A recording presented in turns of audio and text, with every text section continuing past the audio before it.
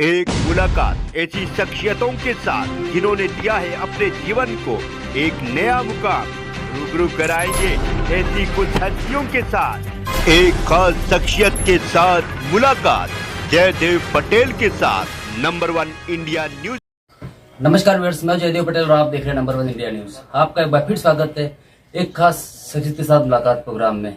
आज हम बात करेंगे दिल्ली में आए जल संकट को लेकर के। आखिर इसके लिए कौन जिम्मेदार है और दिल्ली में हमेशा जल संकट आता है, इसके पीछे मुख्य कारण क्या है? इन्हीं तमाम मुद्दों पर बात करने के लिए हमारे साथ खास मेहमान है दिल्ली के पूर्व मुख्य सचिव उमेश सहगल। उमेश सहगल जी, आपका बहुत बहुत स्वागत आज के हमारे प्रोग्राम में। जी उमेश सहगल जी, आपसे मेरा पहला सवाल है कि दिल्ली में हमेशा जल संकट एक कहीं न कहीं बड़ा एक इशू सामने आता है, इसके पीछे मुख्य कारण क्या है आपके अनुसार? क्योंकि आप दिल्ली के प्रमुख सचिव रहे हुए हैं।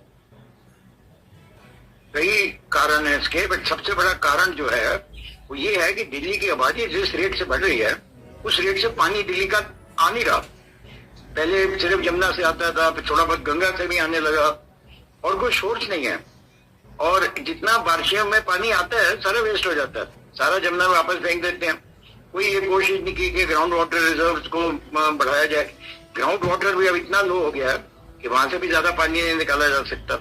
और आबादी आप देखिए, जब तक 6-7-8 लाख थी, सन 47 में आप जाके 2.5-3 करोड़ हो गई है। पानी वही का वही है, जमुना उल्टी कम हो गई है क्योंकि हरियाणा वगैरह का पानी भी बढ़ गया, तो उनको भी पानी चाहिए।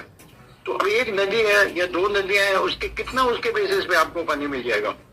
तो पानी की प्रिजर्वेशन पे दिल्ली का कोई ध्यान नहीं दिया गया। इन्होंने एक तो 50% पानी दिल्ली का वेस्ट हो जाता है। जितना आता है, जितना ट्रीट होता है, उतना घरों में नहीं पहुंच रहा, कम से कम उतने के बिल नहीं आ रहे। तो वो पानी कहाँ जा रहा है? चोरी हो रहा है या सिस्टम इनका खराब है? तो जो भी कुछ है ये बहुत बड़ा एडमिनिस्ट्रेटिव फेलियर है। आफ्टर ऑल 50% अगर 10-12% पे रिड्यूस कर दिया जाए तो आप समझिए 30-40% उसकी बढ़ जाएगी। बट एक चीज अगर आपको लॉन्ग देना है, शॉर्ट टर्म में तो आप कुछ हो नहीं सकता। देखिए जो हो गया हो गया, अब ये चीखते रहे, शोर मचाते रहे। हरियाणा के लिए भी पानी की शॉर्टेज है, आपको ज्यादा नहीं देगा। पंजाब बिल्कुल देने को तैयार नहीं है, एक बूंद देने को तैयार नहीं है किसी को। तो आपका पंजाब, हालांकि आपकी अपनी गवर्नमेंट है तो वहां से ले सकते थे, पर पंजाब ने तो एक MGD भी ऑफर नहीं किया था देखो। तो एक ही तरीका है कि जो बारिशों में पानी आता है उसको किसी तरीके से प्रिजर्व किया जाए जी। और अब पहले होते थे बड़े बड़े नाले, वो थे पॉन्ड से, तालाब थे, पानी उसमें। अब आबादी इतनी बढ़ गई है कि तालाब तो लोग को रहे नहीं, अब लैंड बहुत कम हो गई है, तो अब वो कुछ हो नहीं सकता उसमें।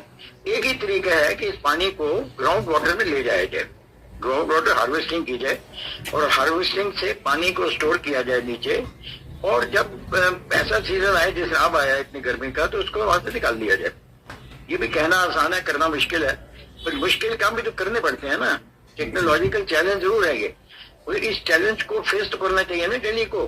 सिर्फ हरियाणा को ब्लेम करते रहो, पंजाब को ब्लेम करते रहो, हिमाचल से को पानी ले लो, कितना ले लोगे? तो गेम खत्म करनी चाहिए दिल्ली को, और सेंट्रल गवर्नमेंट को भी चाहिए कि हेल्प करे दिल्ली की।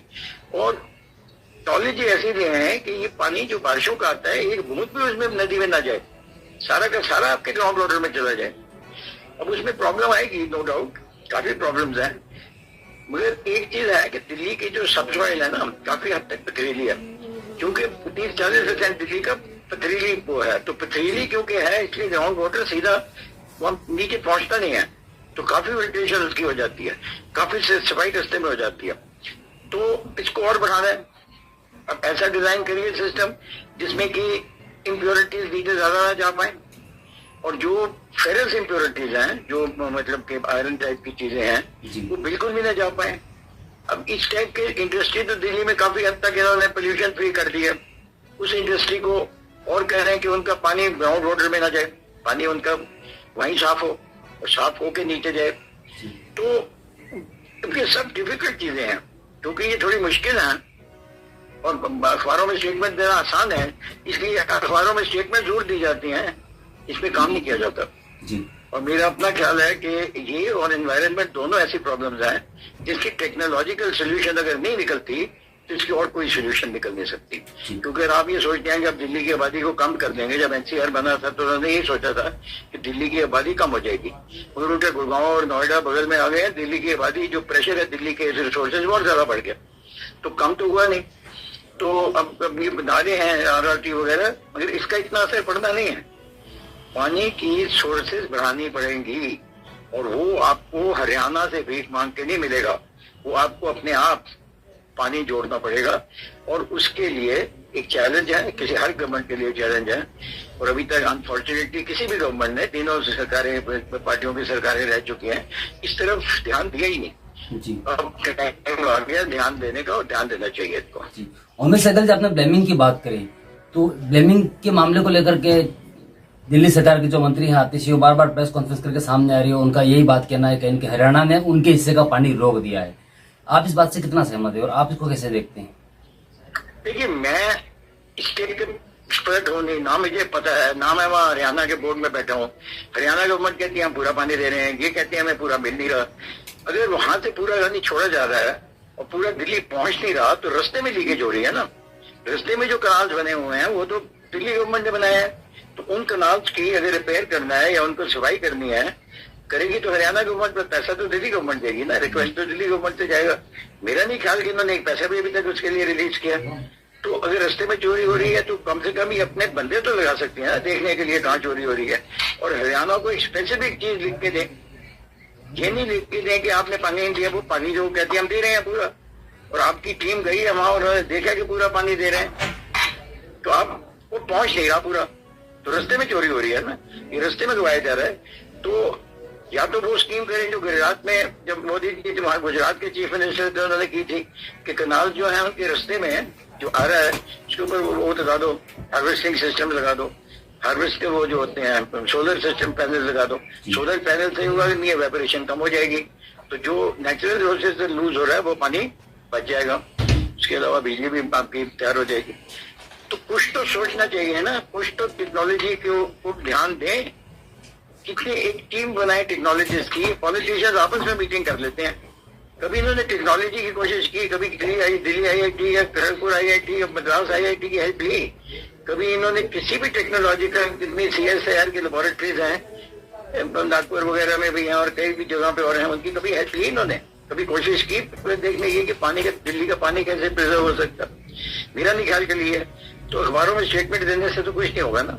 जी उमेश सहगल जी, एक बात यहाँ पर यह आती है कि दिल्ली में जो जल संकट है इसके लिए जिम्मेदार कौन? क्योंकि कोई भी अपना जिम्मेदारी लेने के लिए तैयार नहीं है, चाहे दिल्ली गवर्नमेंट हो चाहे सेंट्रल गवर्नमेंट हो। देखिए, बड़ा आसान है कहना कि ये जिम्मेदार है, वो जिम्मेवार है, बट सारी जिम्मेदार है। क्योंकि मैं आप ये कह रहा हूँ ना कि सेंट्रल गवर्नमेंट ने भी कौन सी टेक्नोलॉजी की सोल्यूशन लगाया? आफ्टर यूनियन टेरिटरी है, इसमें इतना कंट्रोल आपका है, आपने कौन सी टेक्नोलॉजी यूज की? किस CSIR लेबोरेटरी को यहाँ बुलाया? किस IIT की आपने हेल्प ली कि टेक्नोलॉजिकल सोल्यूशन निकालो, चेंज करो दिल्ली का सिस्टम। और ये जिस तरह आ रहा है, सारा पानी जो आता है घरों में, आधा तो उसमें सिंचाई में चला जाता है, लोग किचन गार्डन में यूज करते हैं, कारें धोते हैं, सड़कें भी सफाई होती है, ये जो पानी वेस्ट हो रहा है, तो ये क्या ठीक है? तो आपको दोनों तरफ काम करना पड़ेगा। एक तो उसकी प्रोटेक्शन बढ़ानी पड़ेगी, क्योंकि मेरा ख्याल है कि बारिशों के अलावा और तो दिल्ली के पास कोई सोर्स है नहीं, बाकी तो सब पहाड़ों से पानी आ रहा है। और अगर आप साइंटिस्ट की बात माने तो ये जो हॉट या वार्मिंग हो रही है, ग्लोबल वार्मिंग हो रही है, इसलिए वो पानी कम हो जाएगा। जो पहाड़ों से पानी आता है वो पानी और कम हो जाएगा। अगर और कम होगा तो फिर और झगड़ा करते रहेंगे ये पीक सीजन में। तो बारिशों का पानी प्रिजर्व करना बहुत जरूरी है। बारिशें बढ़ गई हैं, बढ़ेंगी, जिसकी ग्लोबल वार्मिंग से बारिशें बढ़ेंगी। बारिशों का पानी आप ग्राउंड वाटर में ले जाइए, और इतना मुश्किल नहीं है वो करना जितना हम सोचते हैं, बट उस तरफ कोई ध्यान नहीं दिया गया। सड़कों का पानी है, नालियां बना देते हैं, नालियां सीधी जमुना में चली जाए, जाती हैं नहीं, क्योंकि जमुना का लेवल बढ़ जाता है। सारा दिल्ली जो है जमुना के लेवल पे क्या है बना हुआ है? सिर्फ आपका सिविल लाइन्स एरिया है जो ओल्ड दिल्ली का एरिया है, प्लस ये जो नई दिल्ली का एरिया है ये थोड़ा सा ऊंचाई पे है। बाकी तो सारा दिल्ली गंगा के लेवल पे है। तो बारिशें आएगी। अब देखिए ये शोर मच जाएगा, ये सड़कों पे पानी रुक गया। अरे भैया, इस पानी को नीचे ले जाओ ना, ग्राउंड वाटर में ले जाओ, कोई टेक्नोलॉजी यूज करो। कि ज्यादा आप वो बना देते हो अंडरग्राउंड पासेस, सबका पानी आप पंप करके फिर ऊपर ले आते हो। अरे उनको नीचे ले जाओ ना पानी को, जगह रिजर्व होगा, बहुत बड़ा रिजर्वायर होता है ग्राउंड वाटर का, सिर्फ वहां साफ सुथरा पानी पहुंचना चाहिए, ये बहुत जरूरी है। तो इसके लिए टेक्नोलॉजी अगर कोई सोल्यूशन नहीं दे सकती फिर तो और कोई तरीका नहीं है, लोगों को अपनी कंजम्पशन कम करनी पड़ेगी। जी उमेश सहगल जी, आपसे मेरा एक आखिरी सवाल है कि दिल्ली सरकार और एलजी के बीच अक्सर हम देखते हैं कि जो एक विवाद चल रहा है या फिर जो एक आपसी समन्वय की जो कमी नजर आ रही है, तो क्या इसका खामियाजा दिल्ली की जनता भुगत रही है? ऐसा तो नहीं है कहीं जल संकट मामले को लेकर के? नहीं, ऐसा तो इसका तो इफेक्ट पड़ता ही है। देखिए पहले भी ऐसा थोड़ा बहुत टकराव होता था एलजी का और चीफ मिनिस्टर का, मगर वो कभी प्रेस में नहीं आता था, आपस में उसको सुलझा लेते थे। कम से कम हमारे वक्त तो इस तरह उसको सुलझ जाती था, पर पिछले 10 साल में कोई कोशिश नहीं की सुलझाने की। आया टकराव हो जाके धरना दे दिया, केजरीवाल ने धरना दे दिया था, इसकी सारी मंत्रालय ने जाके राजनिवास में मेरे 20 दिन बैठे रहे थे वहां। अब आता है तो ये कोई ना कोई स्टेटमेंट प्रेस नोट इशू कर देते हैं राजनिवास के अगेंस्ट, राजनिवास अपना प्रेस नोट इशू कर देता है इनके अगेंस्ट। तो ज्यादातर चीजें अखबारों में हो रही हैं। एक्चुअली जो अंदर कमरे के अंदर बंद होके मीटिंग होनी चाहिए और मीटिंग में जो फैसले होने चाहिए वो हो ही नहीं रहे, विद द रिजल्ट कि कोई चीज आगे बढ़ नहीं पा रही, कुछ भी नहीं बढ़ पा रहा। क्योंकि दिल्ली गवर्नमेंट कोई कहती है तो एलजी नहीं एग्री करता, एलजी कुछ कहता है दिल्ली गवर्नमेंट नहीं एग्री करती। अरे मिल के एक स्कीम बताओ ना, मिल के स्कीम बनाओ, मिल के वो करो। अखबारों में जाने की जरूरत नहीं है, अखबारों में बाद में जब रिजल्ट निकलेगा तो सामने आ जाएगा, मगर ये कोई ऐसा करते नहीं है। ये तो इस सरकार की तो एक खासियत रही है ना, पिछले 10 साल की तो ये खासियत रही है, और इनको शायद इसका फायदा भी मिला क्योंकि इलेक्शन जीते आते हैं, और इसका खामियाजा जो है वो पब्लिक भुगत दिया। प्रॉब्लम पब्लिक के लिए आ जाती है, क्योंकि कभी पानी है, पानी की प्रॉब्लम, अभी देखिए बारिशें आएंगी तो वाटर लॉगिंग की प्रॉब्लम हो जाएगी, सड़कों के ऊपर पानी रुक जाएगा, सड़कें टूटनी शुरू हो जाएंगी। जी उमेश सहगल जी, आपने हमारे लिए समय निकाला, उसके लिए आपका बहुत बहुत धन्यवाद। शुक्रिया, थैंक यू।